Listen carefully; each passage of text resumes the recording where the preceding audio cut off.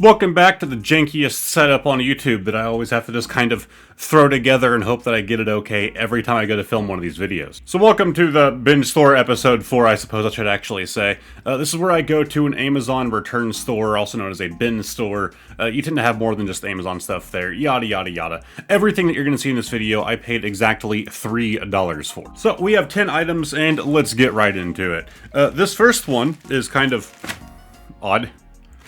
Yeah, it's literally just, it's probably way too bright for you guys to be able to see with the wrapping on it. But I did some ISO adjustments, I think it's a bit better all around. Anyways, these are just supposed to be big old storage bins. For $3, I can't complain. For the sake of this video, probably a bit boring. I'm just gonna haphazardly assemble one of them. Alright, really boring start, but I wanted to get the biggest thing out in the box out of the way. Yeah, it's literally just a storage bin. It's a weird light cream color. Lid come off and you can put things inside. Isn't this exciting? I don't know, they seem fine. It's weird how beat up, maybe the top camera's showing the fabric pretty good, how beat up the fabric looks. I'm guessing that's on purpose, but it really seems like, I don't know, almost used. Next random item in the bag. Yeah, you guys probably aren't even gonna believe me on this one. So, the point of these, like, return stores is that, you know, a lot of it's coming from Amazon or other, like, online retailers or whatever else. This is official, and you can definitely tell because of the fact that it's kind of beat up. It's been probably in someone's collection for a while.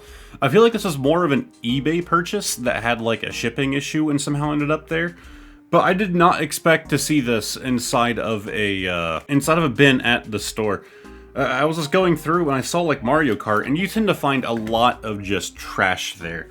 Like you'll find like Mario themed things that are 99.9% of the time just like paper plates and stuff like that for children's parties. So I didn't expect when I saw Mario to actually pull it out and it would be the official GameCube Mario Kart Double Dash guide. Not really a whole lot else to say on this, to be honest. With you guys, like it is a book. It is the guide. Like it's cool. I actually do own Double Dash for the GameCube, I believe. I know I own Mario Kart Wii, which is like my least favorite one, so it's weird that I own it. Yeah, it's just the thing. I collect games and crap as well, and so, you know, collecting game manuals is a thing that I do sometimes. When I pull up the price for that, normally I do retail prices, that will be like resale price. So this next one. My girlfriend is a big Dragon Ball fan. I am a Dragon Ball fan, but not like massive. I can't tell what this is. You have like a Dragon Ball on one side, Shenron, another Dragon Ball. I'm assuming that it's just going to be a Dragon Ball of some kind. The package is clearly beat to hell. And I forgot my knife. It is currently over there, which if you saw the cluttered mess that is this room right now, you understand why I'm not going to bother trying to get over there and get that knife. What the hell? I'm not sure. I actually know what this is. I'm not sure how many of you guys will. And I'm not sure what it has to do with Dragon Ball. This is a massager. You grab it here and this little ball rolls around. So you do the massage. What? It even has that like, you know, like protective paper stuff. There's a tag on here that's like covered up. Let me see if I can get to it. Yeah, it is literally... So I was starting to think that maybe someone was doing this as a scam. They bought this thing, it might have been kind of pricey, might have been like a Dragon Ball, I would assume. And they, to get it for free, they took a random like hand massager that they had in their house, threw it in the box so it's about the same weight, sealed it up and said, oh, there was... the item that we received wasn't the right one. No, the label literally says Dragon Ball hand massager. I don't understand. Like, if that was a Dragon Ball, I suppose it would kind of make sense, but... What? Alright, next item. What does this one say? Oh yeah, I thought this one could be interesting too. If this is what I think it is, we'll have to film something after. The Sunset / Rainbow Projector Nightlight for photography. God, I regret not having a knife. Oh, okay, I got it. I tore the box slightly, but I got it. Not what I expected. Explain yourself. Okay, it basically doesn't say anything in that little slip of paper. This is bizarre. So it almost looks like a magnifying glass, but it's just black on the back end. This can actually fit in a tripod. Any sort of like standard camera mount, it seems. And then you just have USB for power. Oh, I can actually see... Let me see if I can get it to show in this camera. Yeah, you guys can see the actual light in there. It looks like a really large LED. In reality, it's probably not that big, but it looks large because of the magnification going on. If I had a way to quickly power it from here, I would just try shining it on this thing behind me. But I'm gonna have to film something for this after the fact. Alright, I'm not using a tripod or anything, so forgive any shaky movements going on. Also, I might kind of hurt my wrist. So this is the thing. It is extraordinarily bright, I'll say that. So here is the room, just looking at my green screen wall here. And then just shining this directly on it. It's just a giant, like, yellow light. I guess if you're trying to, like, fake a sun glare, this thing could be pretty useful. So, like, you know, here I have my, like, dice holders, right? And you can get some pretty interesting, like, glare from this. So if I'm trying to film, like, B-roll, like, maybe this has an interesting use case? Because that does almost seem like, you know, like sun glare coming through, right? Almost just like faking a time lapse, I suppose. All in all, I really don't think I have a major use case for this, but it is a thing that exists. I'm afraid to shun it directly at the camera. You know what, we're gonna do it. Oh my god, alright, that's probably not good for my lens at all. Next random thing that I paid $3 for. This is gonna be hard for me to find a value on, because I'm just looking for mini paintbrushes.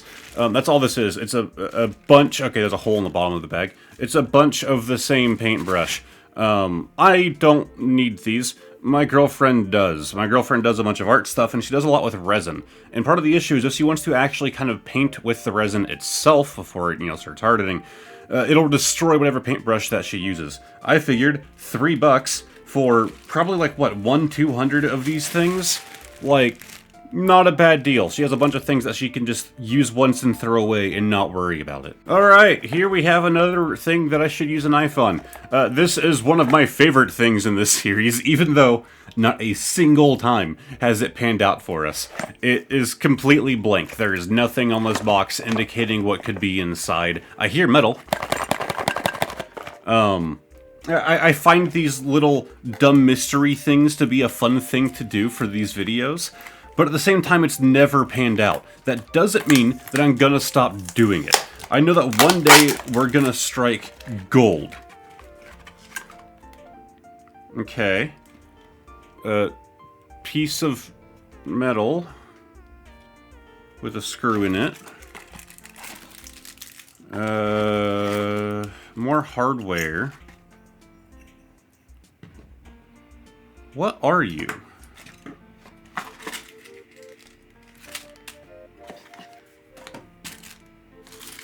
So we have 3 things of double-sided adhesive pads by 3M. That was only 2 of them. We have what looks like just some, why did I forget the name of these? I have to use them at work. Anchors and screws. 3 of those as well. And then we have this and this. Oh, that's magnetic. Okay. Okay. So I think the idea is that you could screw this in, or... Yeah, this fit perfectly. Use the adhesive pads, and they sent an extra thing of adhesive and the screws. If I had to guess, I couldn't. I couldn't guess what this is. Because this part, like, you know, it's magnetic on this head right here. My first thought was just like a toilet paper holder. But I don't know how that would work, because if both ends are secured, this wouldn't be able to come off. God, that is a strong magnet. I have no idea what this is for. I'm gonna try and do some research to see if I can figure out what this is. I don't even know what to begin searching for, so I doubt I'm going to find anything. But someone in the comments, if you have an idea, I don't know, it's just lost on me. let me know. Hi, Editor Man here. So I showed this to my girlfriend, and she immediately knew what it was. It's one of these door stops. I assume that this is the exact same one shown here on Amazon. One end goes on the wall, one end goes on the door. You open the door, not only will it prevent it from, like, your handle hitting the wall, but because it's magnetic, it'll actually hold the door open if you have, like, an automatic closing door, or maybe your house just isn't level. But I will say I'm a massive fan of this, like, old-timey sketch they did for this thing. I don't know why. We're starting to get lower. This just looked like it could possibly be useful, or probably just, like, I don't know, trash. It looks like it's almost like a wallet/pouch. I doubt I'm going to use it for this, but at my job, I actually do wear, like, a tool belt on my hip, and I actually wear a flashlight on the other. There's a chance that this could be useful for that, but I doubt it. I do need a different holder for my flashlight, though. It kind of sucks. Yeah, this is just like... Oh, what the hell? Oh, this folds out. Wow. Okay. So that becomes a, like, decently large-sized bag. That's interesting. So then, whenever you are done with it, or you're trying to, like, put up whatever it is, you just fold that back, and then... Okay, it has to be folded a lot tighter. Bam. Okay. So it's basically just like one of those reusable bags that you'll get from, like, Walmart. But now you can collapse it really small. Which I suppose you could do already anyways. And it has, like, a drawstring, so it is like a drawstring bag as well. I don't know how you would close this without folding it all the way back up. I guess you could do it kind of like that. I don't know, this thing's weird. You do also have buttons on the back. Interesting. I don't know what the back buttons are for. They achieve nothing. Oh, you could, like, get it over a belt loop. Okay. So yeah, you would unbutton those, get it through a belt loop, put that back on. I don't know if I'd want to carry a large bag on my hip, but now I have the option. 3 things left. These I barely even looked at, and I don't even remember why I bought them. Actually, I think this might have been from one of my first ever visits to the bin store. They're literally just fidget toys, that's all they are. They're meant to look like game controllers. So, you have different buttons, and they all do different things, like this one's clicky. Okay, those two are clicky, that's weird. And those two are just mush, which I hate. Yeah, these fidget toys are always going to be a big thing. Never really been a big thing for me, but oh, I do like the springy. You pull it back, and I do like that. But yeah, they're just meant to kind of look like game controllers. There's 2 of them. It also comes with what almost looks like straight from the Wii, the little wrist straps. I don't really know why you'd want to just keep this thing on your wrist at all times, but you have the option. Alright, last 2 things. Now, of course, this channel is primarily a Pokemon channel, and I picked up one of these. I think this is the exact same one that I did in the first ever episode. I'm not certain, but I do fully expect this to not contain actual cards. I really want to say that this is the same one that I bought last time. I am curious as to if it'll have the same cards inside, of course, fake cards. But let's see. It's interesting that you can always find these fake cards at this place, but you can never find real ones. Yeah, so it did say GX box, and they are GX, I'll give them that. Interesting now that we have, like, returned to EX. I don't know if these are the same. I'm also trying to figure out if these were, like, hand-typed or not. These might be the same cards, but I can't tell. It's interesting that we also have duplicates. They usually don't do that when they do these fake cards, or at least not a lot to my knowledge. Yeah, they're just fake cards. They're fine. They're fine fakes. No one who is an active part of the community, no one who actively collects is going to mistake these for being real. Especially when you look at the back of them. Like, that is just atrocious. It's hard to tell if you don't have another card to compare it to, though, I suppose. I don't have any right next to me. I don't think these are the same ones, but they might be. Oh, I actually do have that Espeon boy right there. If I recall it, actually, the real version of it is actually worth a decent amount. Yeah, just the... Oh, we got the Shiny Lycanroc GX, so they actually have some of the shiny boys in here as well. But yeah, these do just look like scans. They don't look hand-typed, which is lame, because that's where you find the funny haha typos. And those are my favorite fake cards to collect. But cool, I have more fake cards for the collection, and you as the viewer can go back and look at the first video and figure out, were these the same as the last time? Alright, so unless I missed something, this should be our final item. And there's a reason I couldn't film it a second ago. We have cat ear headphones. And they're not like, you know, fake cat ears to make it look like you're a cat. They are cats themselves. They themselves are the kittens. Yeah, I figured this would be funny just to at least see if they're decent quality. A lot of the times when you buy really gimmicky headphones, they're horrible. In my opinion, the bigger the aesthetic gimmick is generally the worse the quality. And these are definitely gimmicky. These cables are thin as hell. Oh, I don't like that. So this little arm right here can actually move so it can like go around your ear or whatever, right? It's not like a microphone, it's just a little plastic arm. You have like that foam style, which I remember seeing a lot growing up as a child. You know, we're talking like the early 2000s.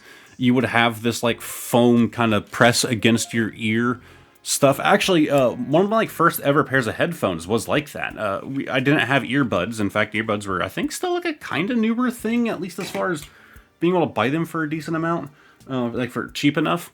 I had over-ear headphones. They weren't like super bulky. It was a super thin strap, and they had to have been about the size of these things. And they would sit against your ear.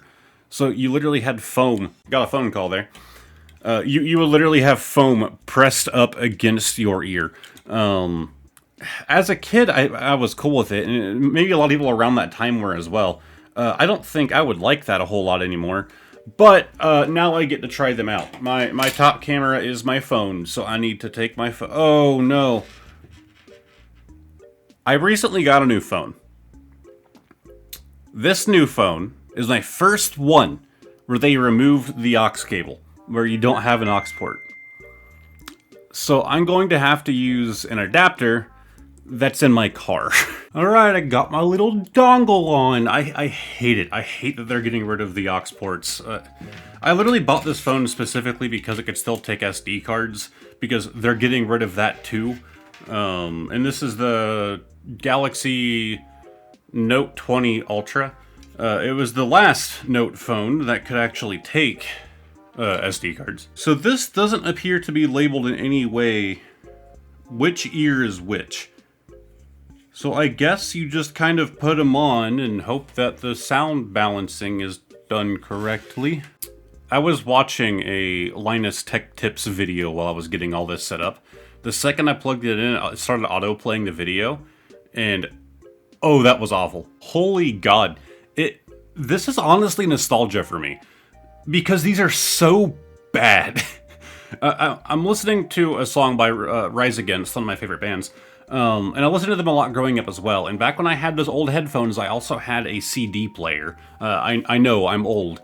And obviously it was really low quality. I only have to deal with CD skips and all of that. But these would always just sound super, super muffled, like they're playing through water. These are identical, at least to my memory. Like, it honestly takes me back, listening to the music that I would have back then, although I haven't really stopped, through the same awful quality headphones. Literally, the dollar pair of earbuds that you can buy just like at the Dollar Tree are going to be better than these.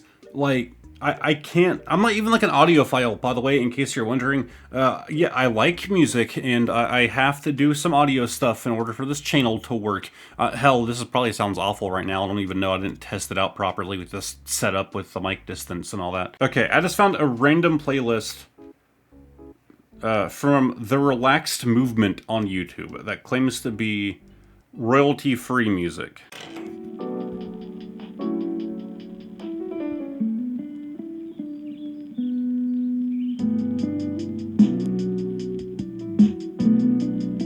Now, of course, listening to it in person will give you a better idea, but just to compare it to the decent speakers that are on this phone.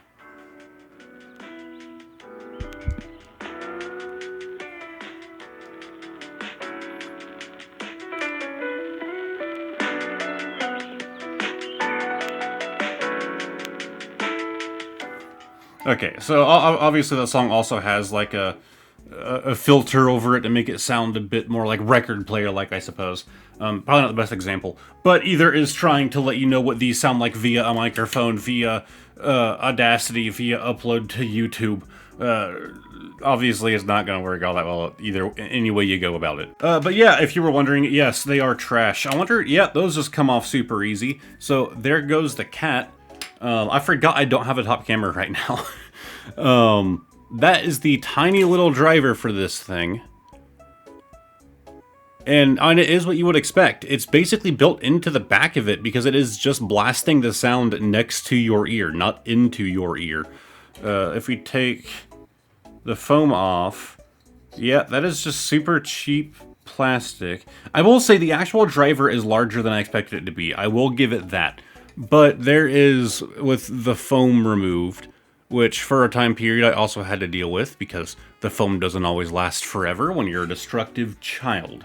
So, in conclusion, trash. Oh, give me my dongle back. You don't have the right to be anywhere near my dongle. Alright, so that's it. This was the conclusion of the fourth episode of the Amazon Return Bin Store thingy, where I spend too much money on 10 items. It's always actually, it's $3 each, so it isn't like I'm going broke for it. It's like $30 I spend. But sometimes you get some treasure, sometimes you get some stuff that's like, you know, I probably got a great value, and then sometimes you get things that aren't even worth the effort of grabbing, like those headphones. So if you guys enjoyed this video, give it a like, subscribe to the channel. Like I said, I'm primarily a Pokemon channel, but I like to do these. I want to have more and more of these coming out. So I really do hope that you guys enjoyed, and hopefully I'll see all of you guys next time. Goodbye for now.